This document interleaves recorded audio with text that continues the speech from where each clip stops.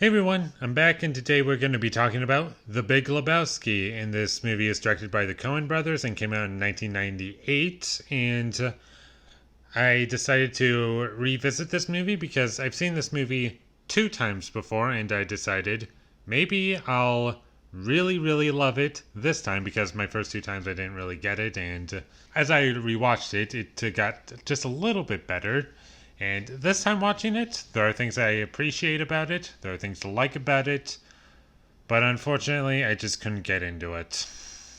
I'll get into my positives right away. I think John Goodman is the best part of the movie for me. He's the most entertaining, and he has some really great moments in this movie. Steve Buscemi is really good, and Jeff Bridges, he really embodies the character, and I like where the story goes on paper. I like what the movie is on paper, but unfortunately, where this movie fails for me is the execution of everything. I've done some research on this movie just to understand what I'm missing in this movie, and I can say that I finally get it. I understand what people like in it. I understand why it's considered basically a masterpiece at this point. And there are movies that came out after this movie that I like better and feel kind of inspired by The Big Lebowski. However, one thing that I think holds this movie down for me, and many people are probably going to disagree with me on this one, is that I think the movie is way too repetitive.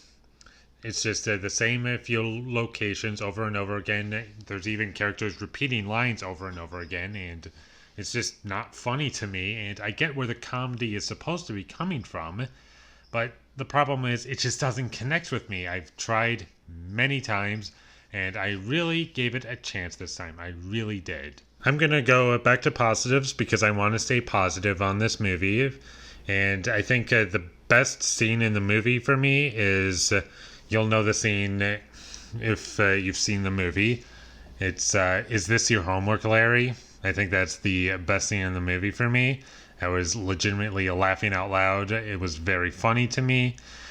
And there are other scenes with John Goodman that really work for me.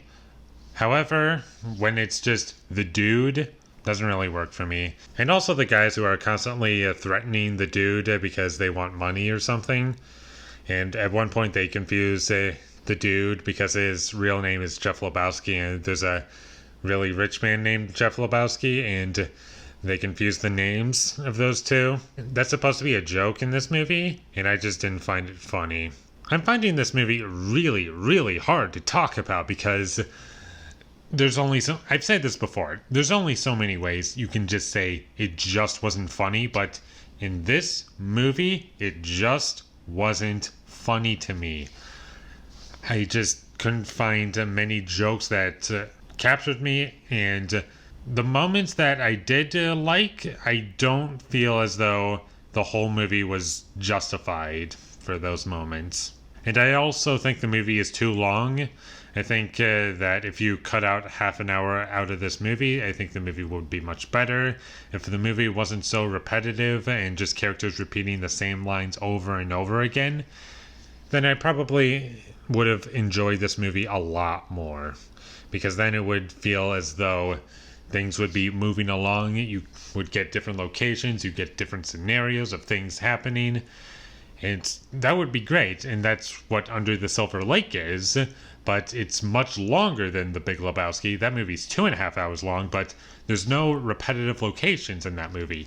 And also, there's like kind of a plot going on.